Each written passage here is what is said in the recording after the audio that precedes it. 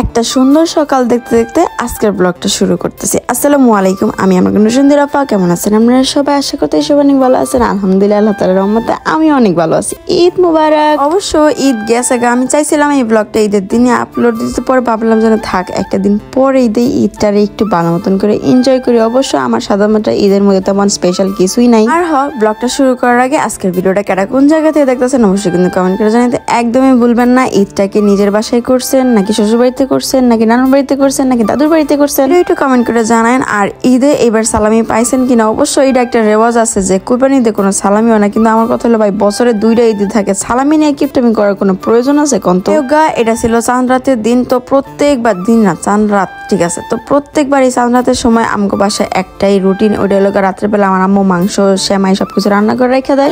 সকালে এলাকা বোনা খিচুড়ি রান্না করে বা লেটকা খিচুড়ি যেটাও রান্না করে। তো আমার আম্মু ওদিকে মশলা সবকিছু বাইটটা বড় বড় বাটি ভরে রাখছে, কারণ আমি দুদিন পরে যাবো গা, আমারও দিয়ে দিব। একবারই তো সেম কাহিনী করি, বাট এবার আমার মাই চাইছিল কি যে এবার গরুর মাংস রান্না করবো না, যেহেতু কুরবানি ঈদের গোস্তই প্রথমে রান্না করা হইব। আমি কইলাম কি ব্যাপার ভাই, সকালবেলা কি গরুর মাংস খাবো না? তো পাপা একটু নারাজ ছিল, আমিও, যে ঈদের দিন তুমি কেমনে আম করে আলু ভর্তা ডাল এগুলা খাওয়াই পারছো, ঈদের দিন সকাল থেকে গরুর গোস্ত খাওয়া শুরু করবো, 7 দিন পর্যন্ত খালি গরুর গোস্তই খাবো। অবশ্যই এটা চিন্তা করার একটা কারণ আছে ভাই, আমরা যারা মধ্যবিত্ত, ঠিক আছে, আগে তো আমাকে গরুর গোস্ত কিনতে একটু হিমশিম খাওয়া লাগে, তার মধ্যে আবার এখন গরুর কেজি নাকি লাগে 900 টাকা প্লাস। তারপরে যাই হোক গা, যতই হোক না কেন মনের চাওয়া সব থেকে বড় চাওয়া ঈদের দিন একটু গরুর মাংস খাবো, এটাই তো নেসেসারি। তো এখন আমি আর কি ঈদের দিন সকালবেলা এটা তাড়াতাড়ি করে আর কি গোসল টোসল করে রেডি হয়ে নিতেছি, কারণ আজকে সালামি পাইতো। তাদের তড়িঘড়ি করে গোসল করে রেডি হয়ে নিয়েছি। আর এই যে সাদাবার 3 পিসটা দেখতে পাচ্ছেন, এটা কিন্তু আমি নিয়েছিলাম জিম অ্যাটায়ার থেকে। অবশ্য আমি নেই নাই, তারা আমার গিফট করছিল। ঈদে আমি কিচ্ছু কিনি না, লিটারেলি আমি যাই না কি লেগে। ঈদের সময়টা আইলে আমার মনটা এত খারাপ হয়ে যায়, আমার কোনো কিছু করতে ইচ্ছা করে না। তাও আলহামদুলিল্লাহ যে ফ্যামিলির লোকে থাকি দেখি মন খারাপটা তেমন একটা বোঝা যায় না। আমগো বাসায় মানুষ যেহেতু আমরা শুধুমাত্র 4 জন, তো এই 4 জন দেখে আর কি আমি গেছিলাম বড় খালামণির বাসায়। বড় খালামণির থেকে বড় খালামণির 2 মায়ের নিয়ে এসেছিলাম আমগো লগে ঈদ করার লাগে। তো ঈদের সময় একটু বেশি মানুষজন না হইলে ভালো লাগে না। আগে তো ছোটবেলা নানু বাড়ি যেতাম, দাদু বাড়ি যেতাম, বাট এখন কেন জানি বড় হওয়ার পরে এই জিনিসগুলো একেবারে হারাই গেছে। যাই হোক, যতটুকুই পাই, যতটুকু হ্যাপিনেস পাই, ওইটুকারে ভালো মতন আঁকড়ায় ধরে বাঁচতে চাই, এর উপরে কোনো কথা নাই। তো পাপা এই জায়গায় সালামি বিলানের লেগে দাঁড়াই গেছে। তো এক এক করে সবাই সালামি নেওয়া স্টার্ট করলো, আমার খালামণি, তারপরে আরো একজন, এরপরে সিরিয়ালে দাঁড়ামো আমরা, আর পরে খরগোশ তো আছেই। অনেকদিন পরে ছোটবেলার একটা ভাইব পাইলাম ভাই, এত ভাল লাগছিল বলার বাহিরে। আমার মনটা এমনিতেই চান্দাতের আগে থেকেই খারাপ, তার মধ্যে পাপার এই ছোট দুষ্টামি দেখে মনটা হুট করেই ভালো হয়ে গেছে। এই এক ফ্যামিলি পারে সবকিছু বোলায় আঙ্গরে ভালো রাখতে। আমরা যারা আর কি এখনকার জেনারেশনের মানুষ আছে, আমরা ভাবি যে আমার লাইফে অনেক কষ্ট, আসলেই কষ্ট থাকে। ফ্যামিলির লগে টাইম স্পেন্ড করলে মনটা এমনিতে অনেক ভালো হয়ে যায়। তো আমার পাপার লগে আমার যে ফিরে আর কি সালামি দিয়েছিল, আর এই প্রথমবারের মতন আম্মুরে পাপায় সালামি দিছে, মাশাআল্লাহ। পরে আমার সালামির পালা, আমারে পাপায় দিছে 2000 টাকা। আমি অনেক বেশি খুশি হয়ে গেছি, কিন্তু এই জায়গায় খুশি আবার শেষ, কারণ এরপরে পাল্টা আবার আমার সিরিয়াল সবাই সালামি দেওয়ার বোঝে না। বাড়ির বড় ইয়া যা বিপদে পড়ছি, ঠিক আছে, মানে গুরু গোষ্ঠীর ভিতরে সবার বড় আমি, তাহলে বুঝেন বিষয়টা কিরকম। তো আমি আর কি সিরিয়ালে দাঁড়াই গেছি সালামি দেওয়ানের লেগে। আর আমি নতুন টাকা বানায় না থুকুমুকু, মানে নতুন টাকা আনাইছিলাম, কারণ নতুন টাকা ছাড়া কেন জানি ঈদ সালামিটা একবার সালামি লাগে না। তো যেহেতু ছোট পোলাপন করে 50 টাকা দিয়ে প্রথমে স্টার্ট করছি। বড় নোট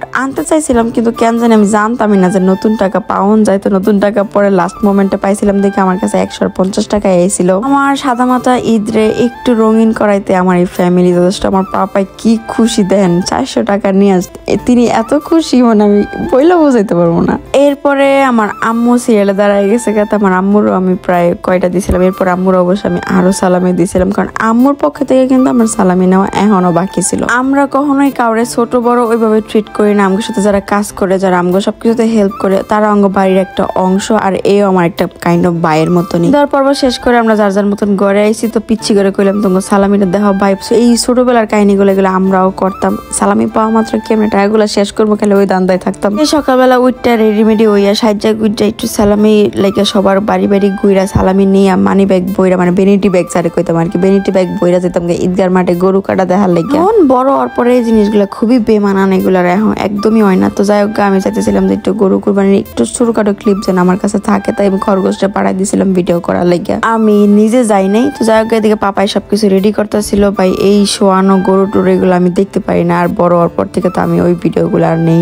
আমার মন তো এমনি খারাপ, জাস্ট খালি ওরা যেন না বুঝতে পারে লেগে ওগুলো একটু হাসি তামসা কইরা আমি ঘরের মধ্যে বই আসলাম। তো আম্মু বুঝতে পারছে, তাড়াতাড়ি করে আম্মু আমার লাগে সালামি নিয়ে এসে 2000 টাকা। এই হ্যাগো থেকে পাওয়া আমার 4000 টাকা এবার সালামি। আর বিশ্বাস করেনি 4000 টাকার বদলে আমার প্রায় 5 থেকে 6000 টাকা সালামি খোয়ানি হয়ে গেছে। তো যাই হোক এরপরে আমার ফ্রেন্ডের লগে একটু ভিডিও কল টাইম আসছিল। ও জানে আমার মন ভালো না, তাই আমরা একটু ভিডিও কলে দুষ্টামি করতেছিলাম। তো যাই হোক গেল ওই পার পরে আমি অনেকটা সময় ঘুমাইছিলাম। অবশ্যই এই কাজটা মেবি আমরা এখনকার মেয়েরা অনেকেই করি, যে সকালবেলা কোনো মতো উঠে সব কাজটা শেষ করে গরুর মাংস বাসায় আবার আগ পর্যন্ত একটু ঘুমাইনি। তো আমিও প্রায় ঘুম থেকে উঠছি, আম্মু আমার ডাক দিচ্ছে যে গরু আইছে দেখো তুমি, মানে মাংস আইছে। তো আমি যাই হোক আম্মুরে দেখতেছিলাম যে সবকিছু আম্মু বাগ বন্টন করে রাখতেছিল। তো আমি জেগেতেছিলাম যে পাও দিছে কিনা, কারণ আমার গরুর পাও এত পছন্দ বলার বাইরে, আর বুড়ি তো মাছবি থাকতেই।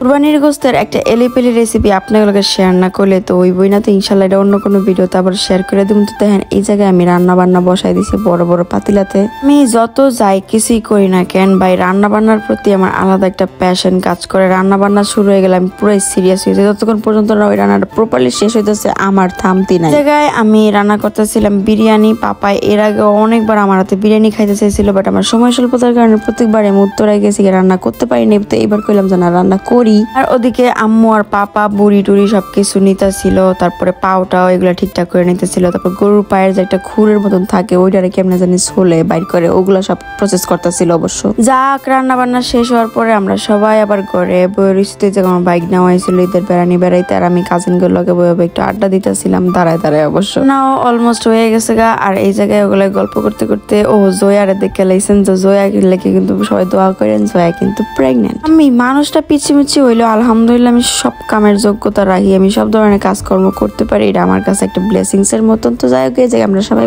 খাইতেছিলাম। আম্মু পাপা ওরা একটু পরে খাইবো। তো আমার অনেক ক্ষুধা লাগছিল, আমরা সবারই অনেক ক্ষুধা লাগছিল। তো আমরা বই আর কি খাবারটারে ভালো মতো এনজয় করতেছিলাম। তো এই ছিল আমার সাদামাটা ঈদের ব্লগ। ভিডিওটা ভালো লাগলে পেজটা লাইক ফলো করেন। তাই অন্য কোনো ভিডিওতে ভালো থাকেন সবাই। আল্লাহ হাফেজ।